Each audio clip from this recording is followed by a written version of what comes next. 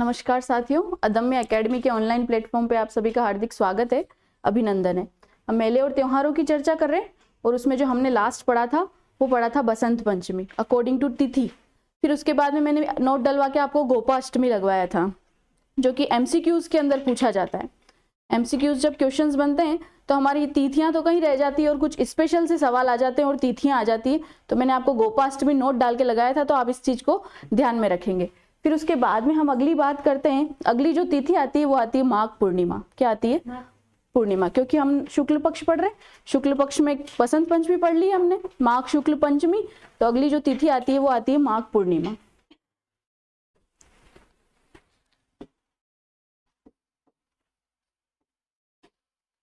माघ पूर्णिमा।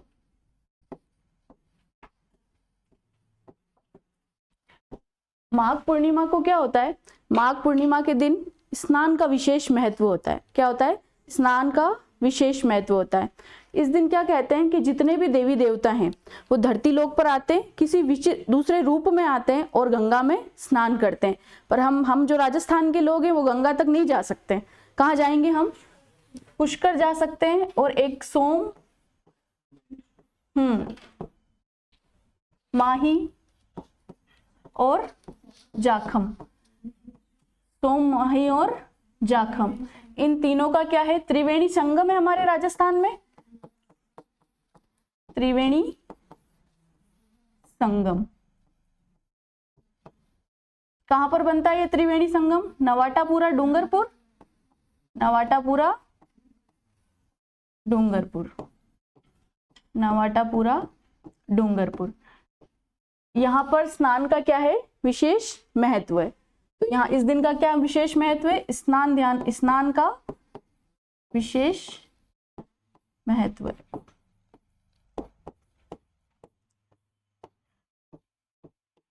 ये जो त्रिवेणी संगम बनता है इसको अपन क्या बोलते हैं? वेणेश्वर धाम बोलते हैं। क्या बोलते हैं? वेणेश्वर धाम, वेणेश्वर धाम। इसी वेणेश्वर धाम पर जो मेला लगता है उसे क्या कहा जाता है? आदिवासियों का कुंभ। आदिवासियों का कुंभ। आदिवासियों के लिए कुंभ मेला है। तो माघ पूर्णिमा क्या है? सोम माही जाखम, इन तीनों नदियों का जो संगम है नवाटापुरा डूंगरपुर में, जिसको हम वेणेश्वर धाम के नाम से जानते हैं, वहां पर स्नान का विशेष महत्व रहता है।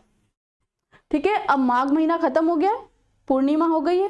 अब अगला जो महीना आएगा वो क्या आएगा? फागुन आएगा। फागुन का क्या आएगा? कृष्ण पक्ष आएगा, क्योंकि पूर्णिमा के बाद में कृष्ण पक्ष शुरू होता है। तो कृष्ण पक्ष में जो आएगी वो त्योहार आएगा, वो आएगा महाशिवरात्रि। क्या आएगा? तो कब आएगी? फागुन कृष्ण त्रयोदशी। फागुन कृष्ण त्रयोदशी।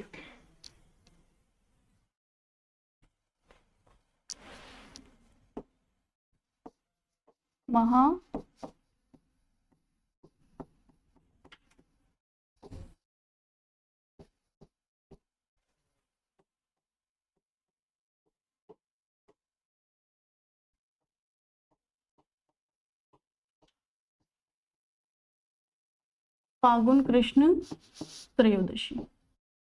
फागुन कृष्ण त्रयोदशी।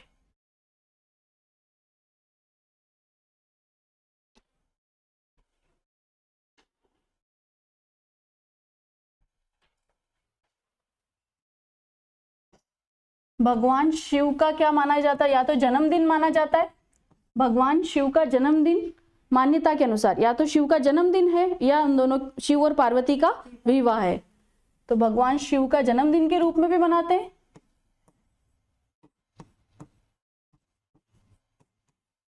और किस रूप में मनाते हैं? शिव और पार्वती के विवाह के रूप में। शिव पार्वती के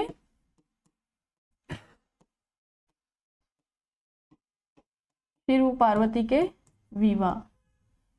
क्या होता है इस दिन? शंकर भगवान के अभिषेक किए जाते हैं। शंकर भगवान का अभिषेक किया जाता है। रात्रि जागरण रखे जाते हैं। रात्रि जागरण रखे जाते हैं। मेला भी भरता है विशेष शिवाड़ सवाई माधोपुर में, पर वो मेले में बताऊंगी मैं आपको, मेले के अंदर चर्चा करेंगे उसकी। आगे चले। अब अपने पास में क्या आ गई है, फागुन कृष्ण त्रयोदशी। त्रयोदशी आ गई है। फिर उसके बाद में अपन आगे चलते हैं तो अपना जो त्योहार आता है वो आता है फलारिया दूज।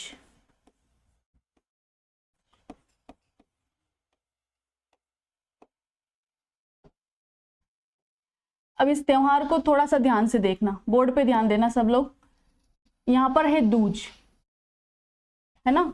इसको देख के हम कंफ्यूज हो जाते हैं एग्जाम के अंदर कि इसकी तिथि द्वितीया होगी, पर तिथि द्वितीया नहीं है इसकी। इसकी जो तिथि है वो है फागुन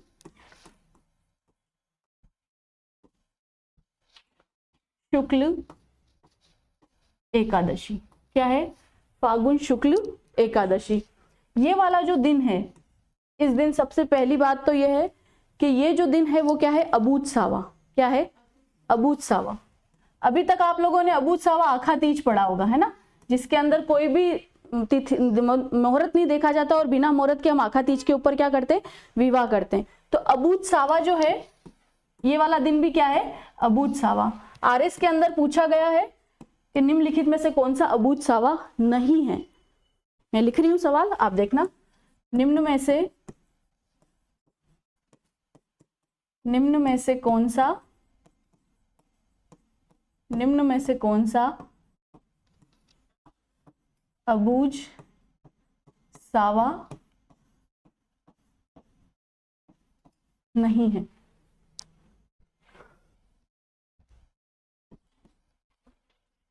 एक तो लिखा आखा तीज,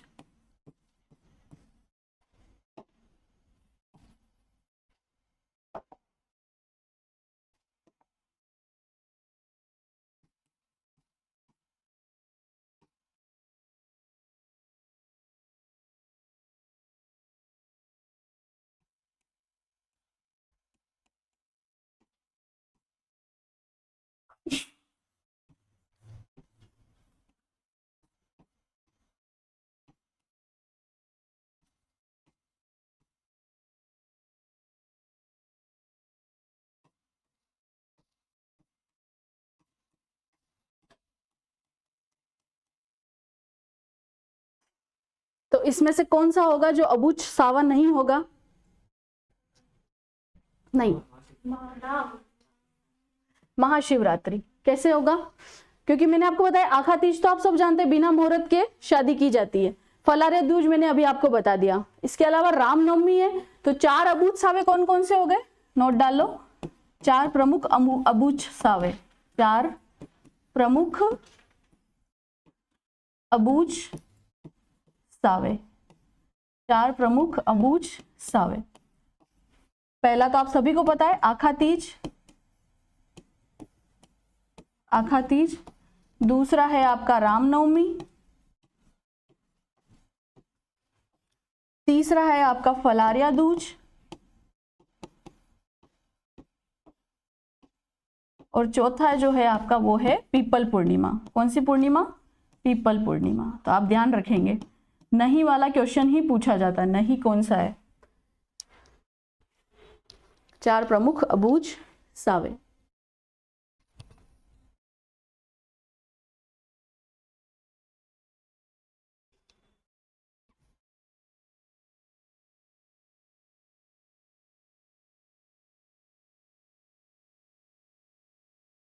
चलें आगे। अगली तिथि आती है अपने पास में फागुन पूर्णिमा। फागुन पूर्णिमा क्या होता है इस दिन? अच्छा एक चीज और बताती हूँ आपको इसके अंदर। वो जो फलारिया दूज है ना, मैंने बताया आपको फलारिया दूज। इस फलारिया दूज का एक और विशेष काम है। उस दिन एक और विशेष काम होता है। हमारे घर में छोटा बच्चा पैदा होता है, तो छोटे बच्चे के जन्म के बाद में जो पहली होली आने वाली होती है, उस होली से इस दिन, मैंने तिथि बता दी आपको। तिथि क्या बताई आपको? फागुन शुक्ल एकादशी। फागुन शुक्ल एकादशी। इस तिथि पर इस बच्चे के लिए उसके बुआ के द्वारा और ननिहाल पक्ष के द्वारा कुछ सामान, वस्त्र आदि लाए जाते हैं, जिसको हम ढूंढ कहते हैं। क्या कहते हैं? ढूंढ कहते हैं। तो वो इस दिन आता है, इस क्या बोलते हैं, इस ढूंढ लाते हैं इस दिन बच्चे के लिए। तो लिख लो, छोटे बच्चे के लिए, छोटे बच्चे के जन्म के बाद, जन्म के बाद की पहली होली पर, पहली होली पर वस्त्र इत्यादि सामान, वस्त्र इत्यादि सामान बुआ या ननिहाल पक्ष के द्वारा, बुआ या ननिहाल पक्ष के द्वारा, बुआ या ननिहाल पक्ष के द्वारा लाए जाते हैं, लाए जाते हैं, जिसे ढूंढ कहते हैं। क्या कहते हैं? ढूंढ कहते हैं। और अगर बात करें तो इस ढूंढ को क्या कह सकते हैं? इस ढूंढ को हम बच्चों का सिंझारा कह सकते हैं। क्या कह सकते हैं? बच्चों का सिंझारा, बच्चों का सिंझारा, बच्चों का सिंझारा। सिंझारा की चर्चा हमने पहले करी थी, बताया था मैंने आपको कि श्रावण की जो तीज आती है, श्रावण में जो तीज आती है, उस तीज पर अविवाहित कन्याओं का सिंझारा आता है, पर उससे एक दिन पहले आता है। अगर तिथि पूछी जाए तो वो द्वितीया को आता है और वो मनाई कब जाती है? तृतीया को। इसी तरह से महिलाओं के लिए गणगौर पे आता है सिंझारा, गणगौर पे आता है सिंझारा, और बड़ी तीज पे आता है। तो गणगौर से एक दिन पहले भी सिंझारा आता है और बड़ी तीज से एक दिन पहले भी सिंझारा आता है। विवाहित महिलाओं की पहली तीज पे जो सिंझारा आता है वो क्या, कौन सा होता है? बड़ी तीज के ऊपर। बच्चों का सिंझारा इस दिन आता है, फलारिया दूज के दिन, और लड़कों का सिंझारा मैंने कब बताया? गणेश चतुर्थी के दिन बताया था। अब आप अगली बात करते हैं अपन फागुन पूर्णिमा। फागुन पूर्णिमा,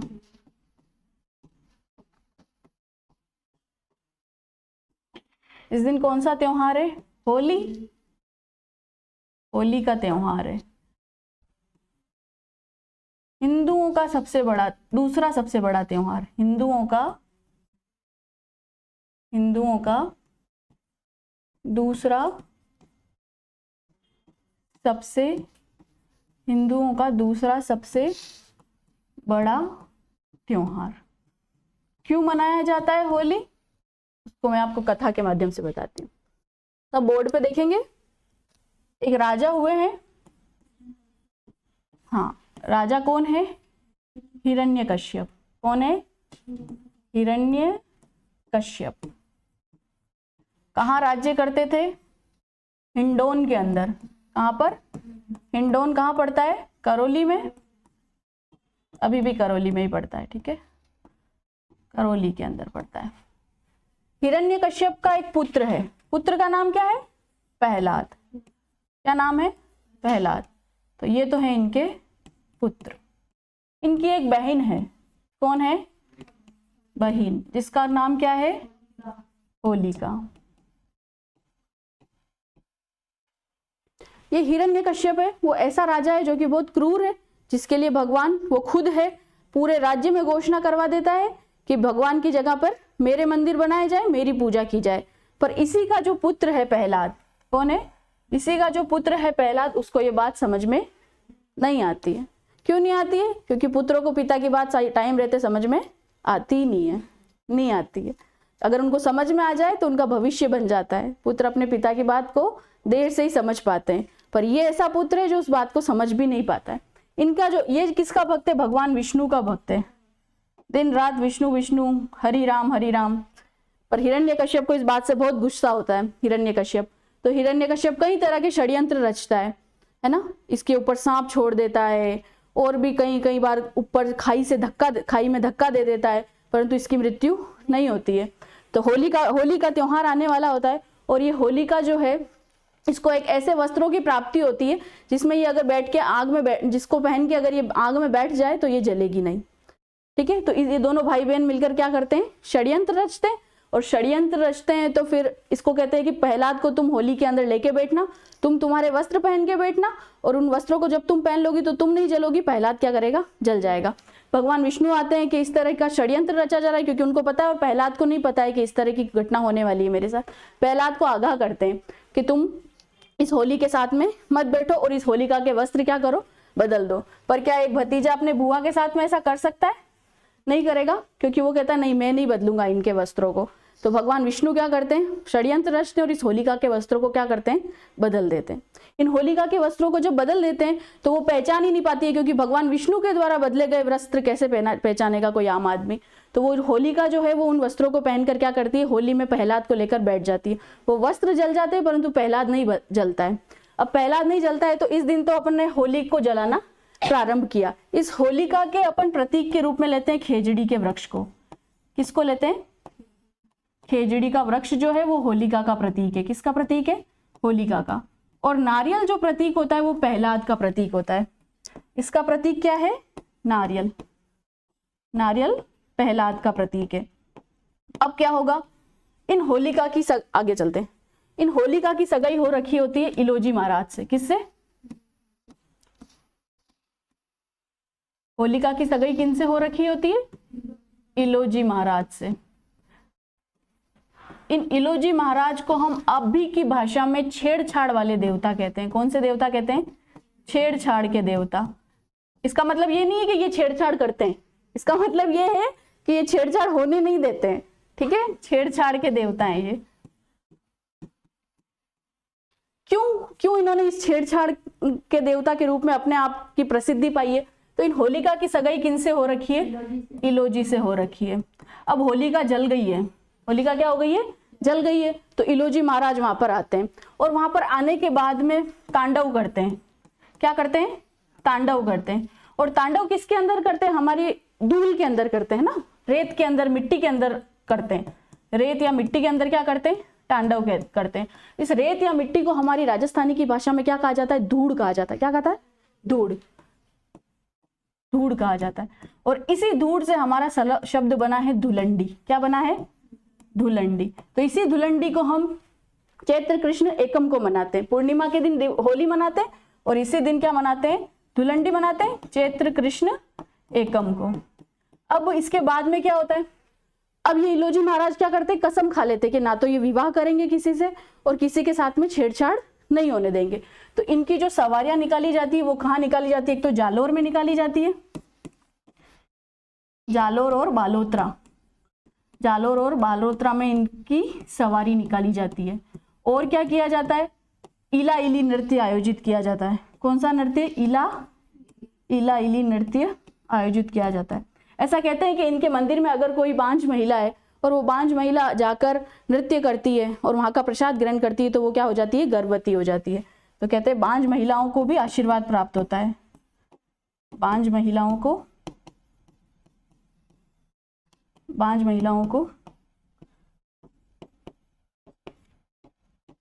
आशीर्वाद की प्राप्ति होती, आशीर्वाद की प्राप्ति होती। तो लिख लेते हैं होली के अंदर, है ना? क्या लिख लिया आपने? फागुन पूर्णिमा, फागुन पूर्णिमा, होली। शायद हिंदुओं का दूसरा सबसे बड़ा त्योहार लिख लिया है ना? हिंदुओं का दूसरा सबसे बड़ा त्योहार। इस दिन कौन से गीत गाए जाते हैं? फाग गीत गाए जाते हैं। कौन से गीत गाए जाते हैं? फाग गीत गाए जाते हैं।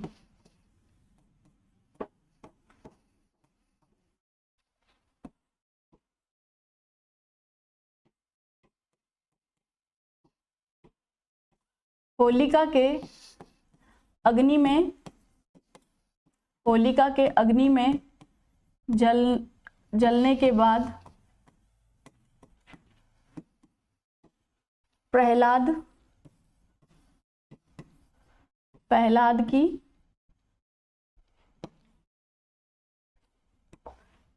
के बचने की खुशी में, प्रहलाद के बचने की खुशी में।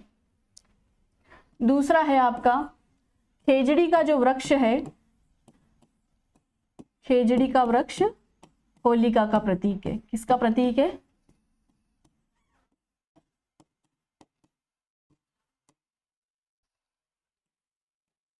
नारियल प्रहलाद का प्रतीक है। नारियल किसका प्रतीक है? प्रहलाद का प्रतीक है।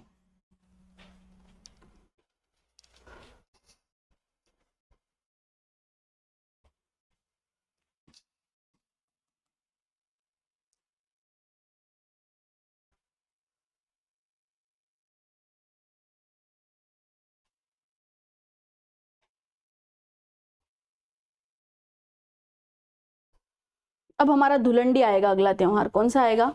पूर्णिमा हो गई तो कृष्ण पक्ष आएगा।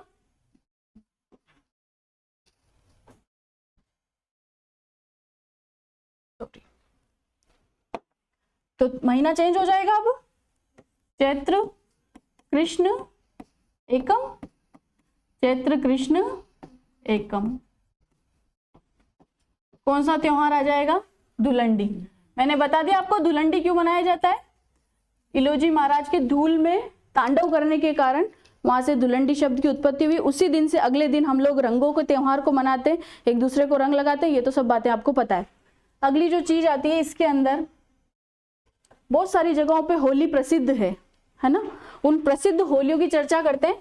तो ये प्रसिद्ध होलियां लिख लो आप, प्रसिद्ध होली।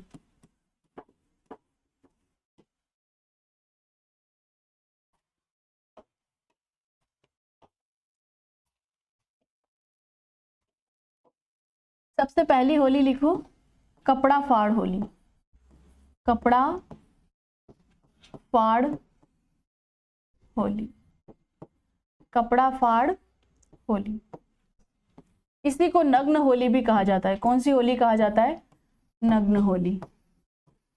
इस होली का कहाँ की फेमस है? ये पुष्कर की फेमस है। कहाँ की फेमस है? पुष्कर की फेमस है। यह जो होली है, इस होली के अंदर सर्वाधिक विदेशी पर्यटक आते हैं, सर्वाधिक विदेशी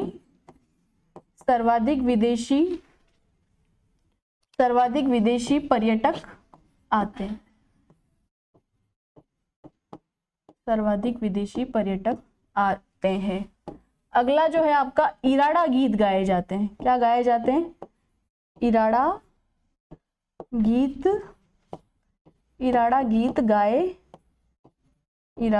गाए जाते हैं। क्या होता है इराड़ा गीत? ई से बना इंग्लिश, क्या बना? इंग्लिश। रा से बना राजस्थानी,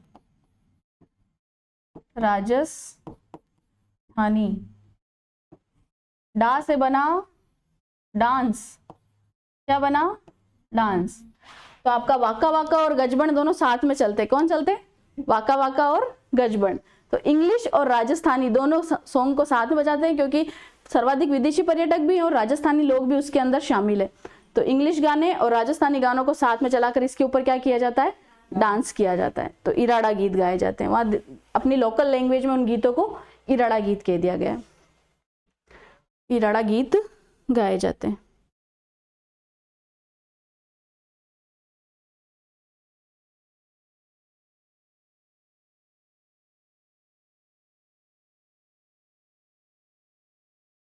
चले आगे। दूसरी होली लिखो आप पत्थर मार होली, पत्थर मार होली। पत्थर मार होली किस कौन सी कहाँ की फेमस है? बाड़मेर की। कहाँ की? बाड़मेर की। तीसरी होली लिखो आप कोड़ा मार होली, कोड़ा मार होली, जो कि कहाँ की फेमस है? भिनाई की। और अब भिनाई अजमेर में नहीं आता है, अब भिनाई केकड़ी में आता है। कहाँ आता है? केकड़ी के अंदर। पहले भिनाई अजमेर में आता था, अब भिनाई केकड़ी में आता है, क्योंकि केकड़ी को अलग जिला बना दिया गया। चौथी जो होली आती है आपकी देवर भाभी होली, देवर भाभी होली। देवर भाभी होली जो है वो कहाँ की फेमस है? ब्यावर की। कहाँ की फेमस है? ब्यावर की। अगली जो होली है वो है फूल होली, फूलों की होली, फूलों की होली, फूलों की होली। ये अब शाहपुरा में। कहाँ पे? शाहपुरा। शाहपुरा को अब भिलवाड़ा नहीं लिखेंगे क्योंकि शाहपुरा भी अलग जिला बन गया है। लठमार होली, कौन सी होली? लठमार होली। लठमार होली जो है वो कहाँ की फेमस है? करौली की। कहाँ की? करौली की। अगली जो होली आती है वो आती है जन्म परण और मरण, जन्म परण और मरण, जन्म परण मरण होली। क्या होती है ये होली? देखो, ये जो होली है ये कहाँ की फेमस है? जयपुर की। पहले जयपुर लिख लो। इस होली के अंदर क्या होता है, जब हम होली खेल लेते हैं तो शाम के अंदर कुछ प्रोग्राम आयोजित होते हैं। उस प्रोग्राम के अंदर जन्म से किसको दर्शाया जाता है? एक छोटे बच्चे को। किसको बताते हैं? बच्चे को। परण से किसको बताते हैं? एक वयस्क आदमी को, यानी एक जवान आदमी को।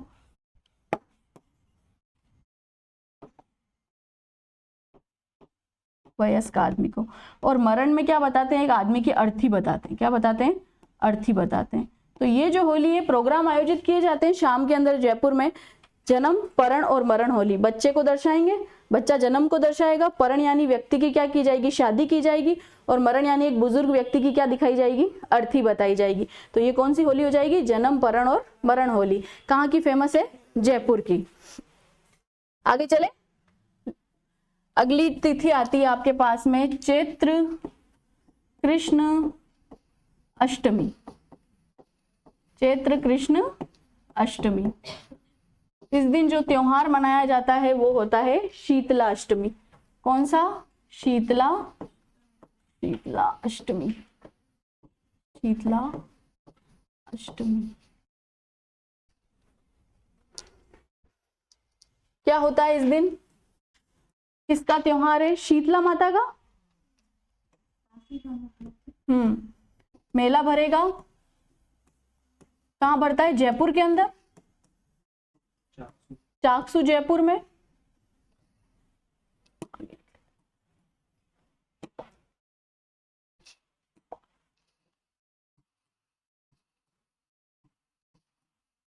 शीतला माता का मंदिर है वहां पर। दूसरी बात बताती हूँ आपको, ये जो शीतला माता है, बांसोड़िया खाने का क्या है? दिन है ये। बांसोड़ा भोजन का सेवन किया जाता है। बांसोड़ा भोजन। बांसोड़ा भोजन किया जाता है। इस शीतला माता की जो सवारी होती है वो कौन होती है? शीतला माता की सवारी होती है गधा। कौन होती है? गधा। इनके जो पुजारी होते हैं वो किस जाति के होते हैं? कुम्हार जाति के होते हैं। कौन सी जाति के होते हैं? कुम्हार जाति के होते हैं। इन देवी को क्या कहा जाता है? एक बार सबको चिकन पॉक्स, चेचक जैसी बीमारी होती है तो चेचक हरणी देवी। क्या कहते हैं? चेचक हरणी देवी। और ये जो देवी हैं, इन देवी का जो मंदिर होता है वहां पर इनके खंडित रूप की पूजा होती है। खंडित रूप की पूजा। खंडित, एकमात्र ऐसी देवी जिनके खंडित रूप की क्या होती है? पूजा होती है। खंडित रूप की पूजा होती है। इनके मंदिर के अंदर हम दीपक लेके तो जाते हैं घर से बना के, पर जलाते नहीं है। ठीक है, ध्यान रखना। ऐसी देवी जिनके मंदिर में दीपक नहीं जलाया जाता है। दीपक नहीं जलाया जाता है, क्योंकि ये ठंडा खाना पसंद करती है तो हम वहां पे अग्नि प्रज्वलित नहीं कर सकते। अग्नि प्रज्वलित करेंगे तो इनको दुख होगा और उसी तरह से फिर वो हमको भी दुख देंगी। तो इसके मंदिर में क्या किया जाता है? दीपक नहीं जलाया जाता है।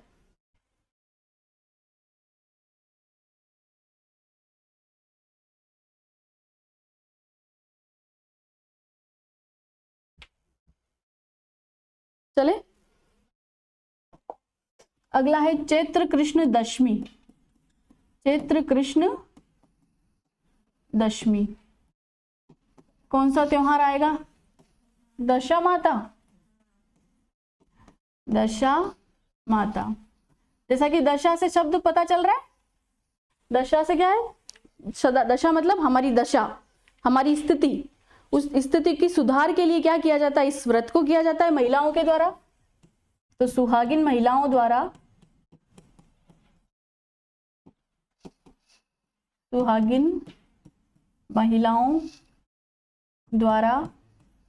घर की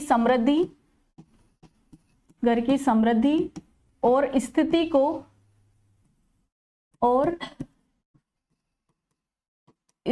को अच्छा रखने हेतु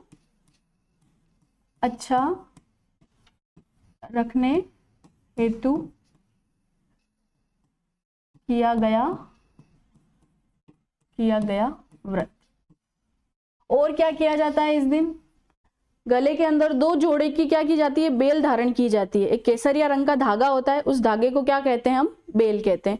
तो डबल जोड़ा बेल पहनी जाती है, यानी कि 2 बेलों को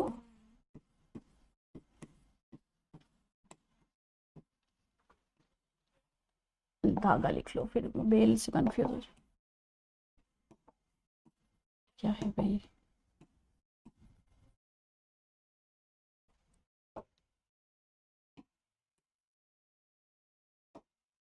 दो पीले या केसरिया रंग के धागे, 2 पीले या केसरिया रंग के धागे जिनमें गांठें होती है,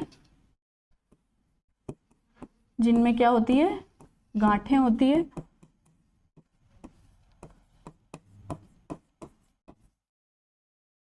उसका धारण किया जाता है। तो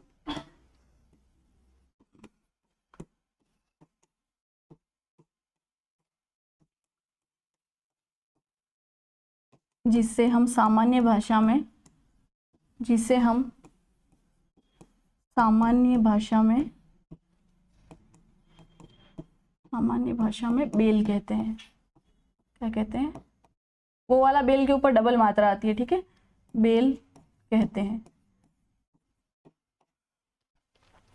किसकी पूजा की जाती है, पीपल के वृक्ष की, पीपल के वृक्ष की पूजा, पीपल के वृक्ष की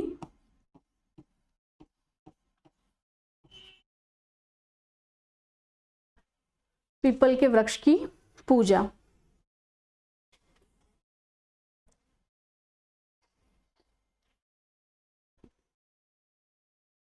अब इस दिन एक स्पेशल बात है, वो स्पेशल बात ये है कि इसी दिन चित्तौड़गढ़ के अंदर, इसी दिन चित्तौड़गढ़ के अंदर क्या आयोजित होता है, जौहर मेला। राजस्थान में एकमात्र जगह जहां पर जौहर मेला आयोजित होता है। इसी दिन चित्तौड़गढ़ में क्या आयोजित होता है, जौहर मेला, जौहर मेला आयोजित होता है।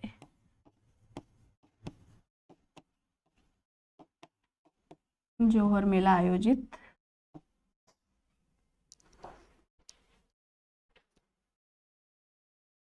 चले आगे।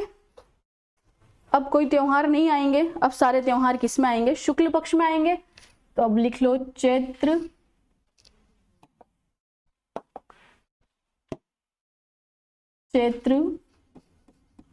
शुक्ल, एक सेकेंड, एक त्योहार और रह गया, चैत्र अमावस्या लिख लो पहले, चैत्र अमावस्या। छोटी सी बात है, ज्यादा बड़ी कोई बात नहीं। इस दिन पाबूजी का मेला भरता है, पाबूजी का क्या भरता है, मेला भरता है, पाबूजी का मेला भरता है। कहाँ भरता है, कोल्लू गांव जोधपुर। कहाँ पर, अभी हम, हाँ फलोदी, कोल्लू मंड। हम इसको कोल्लू मंड क्यों कहते हैं, क्योंकि पाबूजी के जो मंदिर होते हैं वो क्या कहलाते हैं, मंड कहलाते हैं। तो अब पहले नाम इसका कोल्लू ही था, तो कोल्लू मंड फलोदी, फलोदी नया जिला बन गया है, कोल्लू मंड फलोदी।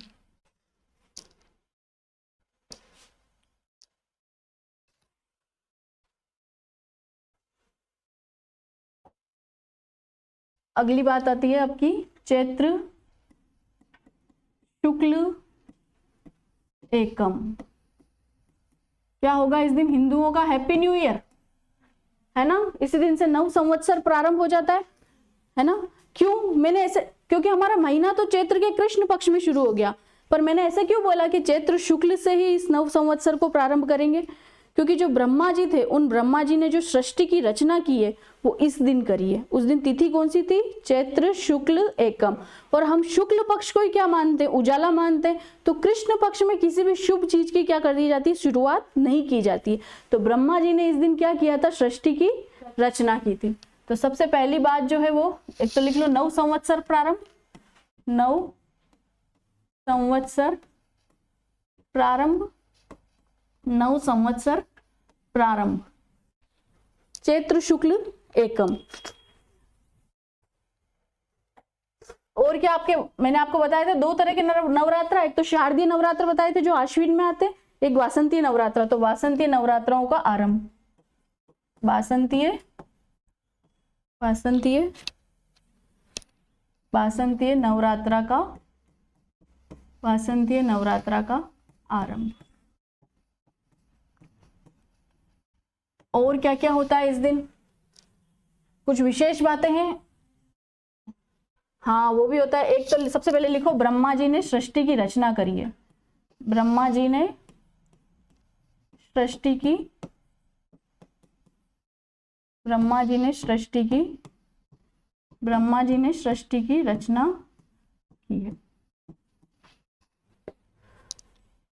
भगवान राम का जन्म दिवस तो मनाया जाता है राम नवमी को, है ना। और भगवान राम का और युधिष्ठिर का जो राज्य अभिषेक हुआ था वो किस दिन हुआ था, चैत्र शुक्ल एकम को। तो दूसरी बात क्या हो जाएगी, भगवान राम और युधिष्ठिर का राज्य अभिषेक, युधिष्ठिर का राज्य अभिषेक। भगवान राम और युधिष्ठिर का क्या है, राज्य अभिषेक। अगली जो बात करते हैं अपन, हमारे राजस्थान का गठन कब हुआ, 30 मार्च 1949 को। और हमने जो पहला राजस्थान दिवस मनाया उस दिन जो तिथि थी वो थी चैत्र शुक्ल एकम। पर हम तिथि से नहीं, हम लोग तारीख से उस दिवस को मनाते हैं, तो अब हम 30 मार्च को मनाते हैं। पर जब पहली बार राजस्थान दिवस मनाया गया उस दिन तिथि क्या थी, चैत्र शुक्ल एकम। तो पहली बार राजस्थान दिवस इस तिथि को मनाया गया, तिथि लिखना है ना। पहली बार राजस्थान दिवस, ब्रैकेट में 30 मार्च लिख देना, 30 मार्च 1949। और इसी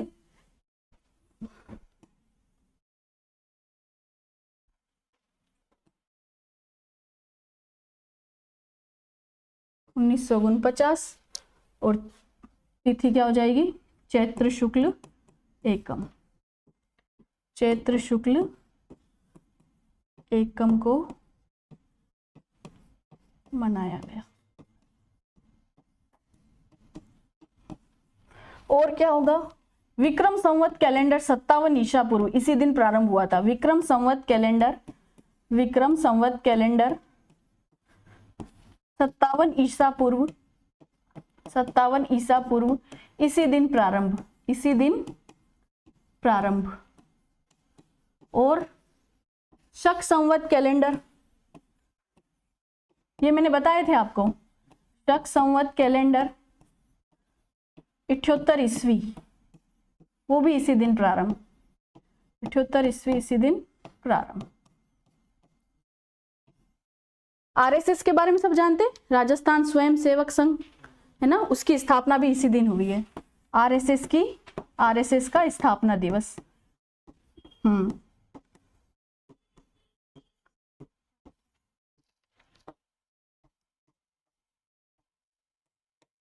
राष्ट्रीय